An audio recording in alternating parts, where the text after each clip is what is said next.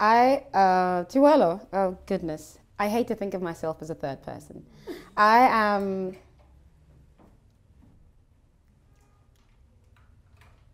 well, I don't know if I should explain myself as a, no, I don't know. Okay. Tuelo is a, well, I am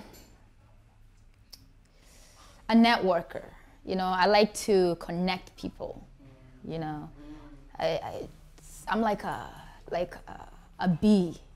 I like to pollinate from one plant to the next, from one human being to the next, because I feel like that's my purpose here, you know? Wow. Okay, so I am a child of the universe. I was born in Angola, well, the border of Namibia and Angola. I should start off saying I'm a musician. I couldn't say that before. Now I can. I can live with it. We don't always have to be doctors and lawyers in Africa. We can be musicians too. I'm also a great lover of life, and I love people, and I love to see how people can work together. Well, I was born, you know, like I said, I was born in Uganda during the Idi Amin times, you know, during the war of 1979. I am from the most amazing little town in the countryside of South Africa called Mafeking. It's in the northwest province of South Africa. An arid town, semi-desert almost, but really amazing people, amazingly educated, amazingly cultural and traditional and rooted in that, and just very forward-thinking, a forward-thinking group of people. I feel very privileged to have come from that town. When I meet South Africans here, they say to me, "You couldn't have come from there." I said, "But you've never been there." Well, right now I am, I think, in one of the best times of my life because I'm doing what I've always wanted to do. I'm a writer, I'm a published author. I write. I write scripts, I do a screenplay, human development, motivational literature. I produce, I direct. I also fiddle around with music here and there. I'm still training myself, so I don't want to say I do music, but yes, music is also one of my big loves. And basically, I just create. In the Congo, when I was in the Congo, was when I first fell in love with life. You know, it was, you know, the rivers, the trees, just living naturally. You know, we lived in a hut, you know, we didn't really even have regular doors, you know, and literally like blocks away from the jungle. And as a child, I couldn't wait for the sun to come up every day because it would just be a day of exploring, you know. SpeakingWombs came about obviously through the recognition of the necessity that we as African women are in a space where we need to come together and not only discuss, but engage in what really pertains to us, like engage in what, you know, affects us and what affects our children. And if you look at it, our children is the world. I would say because of apartheid, women have played an amazing role, a strong leadership role in South Africa. Because most men had to go out of the country or fight underground, women were the ones who were leading protests. They were the ones who were leading stay-at-homes. They were the ones who were you know, leading some of the toughest campaigns against the apartheid government. And both them and men were going to jail. They were creating content that was valuable, that is still valuable to this day. They were documenting our life and and what was going on, and they were teaching us how to be as men and women. I feel that we as African women, all women so to say, we have that responsibility to put ourselves in check, to ask questions, to assess ourselves, to assess the situation, to assess the world. And so, you know, when you get to that place and you realize what is needed, I think automatically you're put into a space of, you know, you come from a place of what can I do? What can we do together to tackle certain issues? So that's really how Speaking Wombs came about. It was just like recognizing the need to have dialogue amongst women, and in this case, you know, amongst African women.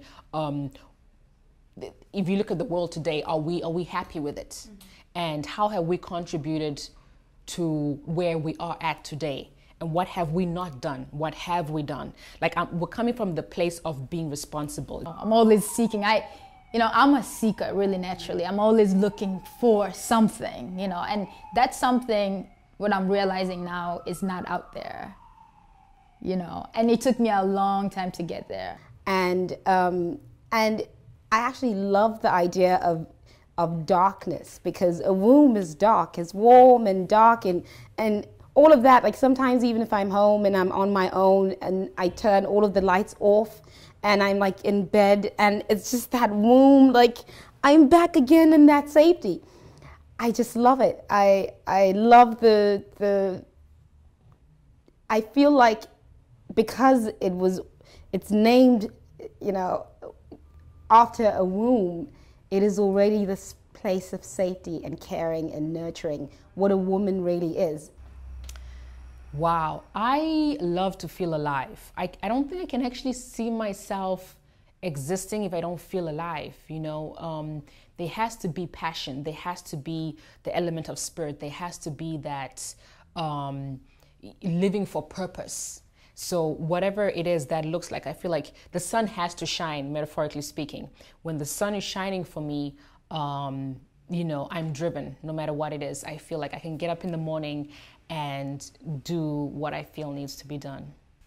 Well, for a pollinator like myself, it's the perfect place for me to be, because I see this forum as being a platform for African women.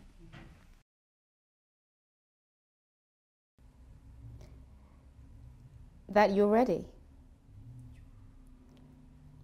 You're always ready. There's never been a time when you're not ready. Whatever it is that you want to do, you want to create, whatever kind of life you want to live, you've always been ready. No one should ever tell you that you're not.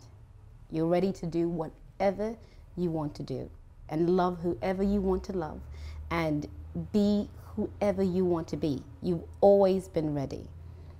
There's no sense of I'm readying myself for this. You're ready. That they're beautiful, you know, they're beautiful, they're powerful. There's so many things I want women in the world to know. They're creators. You create. You have the wombs that nurture all of humanity. You know, without the womb, we wouldn't exist. So think about that power alone. You can do anything you want as a woman, because we create the world every day. Not only do we create it, we shape it. We shape it with our hearts, with our smile, you know, with the gentle touch. You know, a woman is a force to be reckoned with. That we are connected, and that every time I place my hands on my womb, I feel a sense of collectivity. I know that it's not about me alone. I know that it's about us. I know that even though I do not have, you know, children of my own, I know that this whole world is what I can view as our children. And I want all the women in the world to know that there's not much difference between us. When you place your hands on your womb, everything else filters away, and you realize, your position and your role in this world. And I believe that once we are able to place ourselves in a position that we come together, we will heal this world and we will create the type of world that we want to see.